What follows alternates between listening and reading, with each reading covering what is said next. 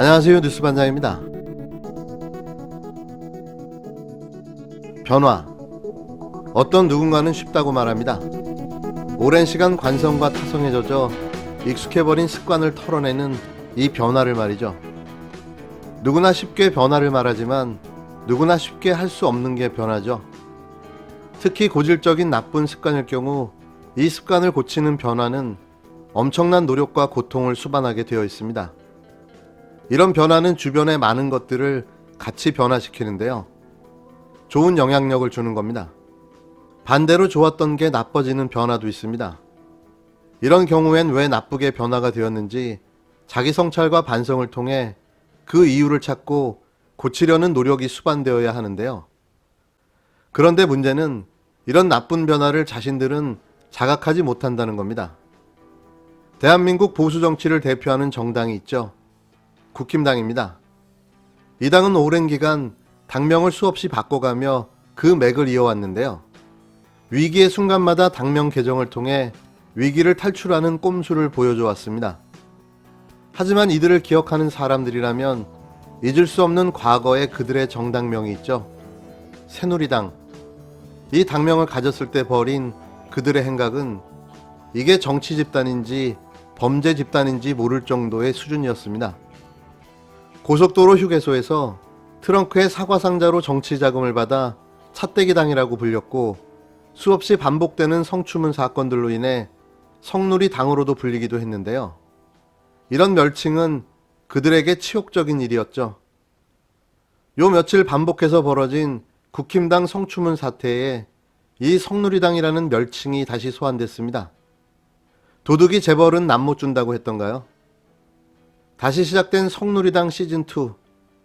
그들은 아직 변화하지 못했습니다. 국힘당이 흔들리고 있습니다.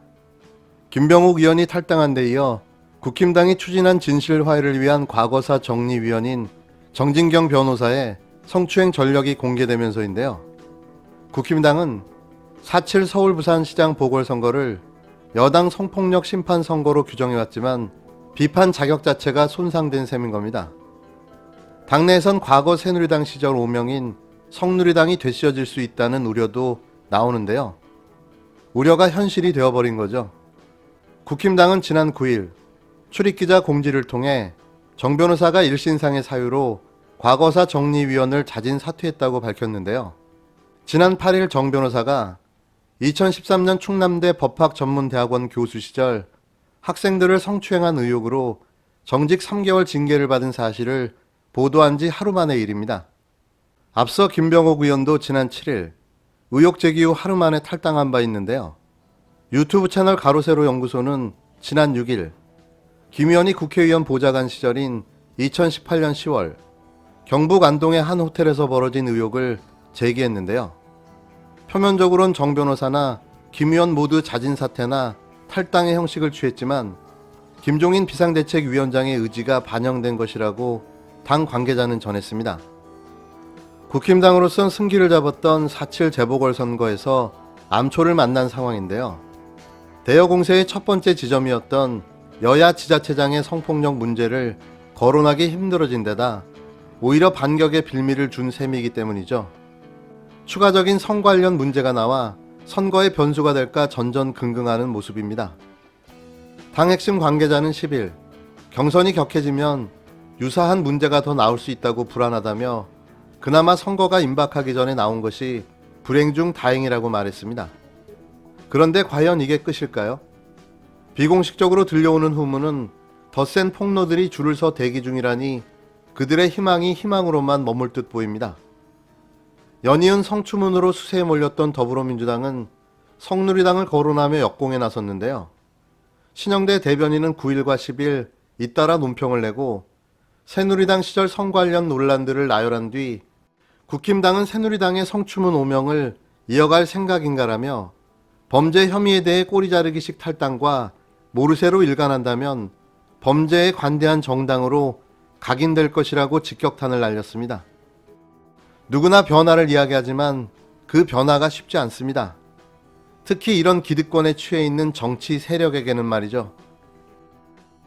3차 지원금이 아직 지급이 안 된 상황이고 예산이 아직도 어떻게 보면 집행 출발 단계인데요. 이런 상황에서 4차 재난지원금 관계를 논의하는 것은 시기적으로 좀 이르지 않는가. 정부의 재정도 화수분이 아니기 때문에 한정된 재원이라면 그와 같이 피해 계층의 지원을 두텁게 하는 것이 경제 전체 구조로 바람직하지 않느냐 하는 얘기고요. 정부 내 논의 구조와 국회와 협의 구조에서 가능한 한 그와 같은 재정당국의 의견이 관철될 수 있도록 설득하고 협의하는 노력은 필요하지만 그 협의 노력대로만 꼭 대의될 수는 없는 거 아니겠습니까? 네네. 셋째, 넷째, 다섯째 갖고 있는 분들이 사실 다주택자들이 주택을 매물로 내놓게 하는 것도 저는 중요한 주택 공급 정책이 아닌가 싶습니다. 외부의 적보다 더 무서운 적이 있죠. 그건 내부의 적입니다. 특히 대한민국 행정 요직을 맡아 수행하는 늘공들, 소위 말해 철밥통들의 자기주장과 논리는 국정정책의 걸림돌이 되기도 하는데요. 자신들은 그걸 소신이라고 말하지만 정작 그 소신은 자신들의 고집불통에 관료주의와 보신주의에서 비롯된 거죠. 특히 정부 정책과 반하는 자기주장을 하는 모습을 보면 왜 이 정부의 요직을 맡고 있나라는 생각도 드는데요. 같은 목표를 향해 고민하고 함께 나가도 바쁜 시점에 나를 설득해봐라. 난 그걸 인정 못하겠다라는 태도.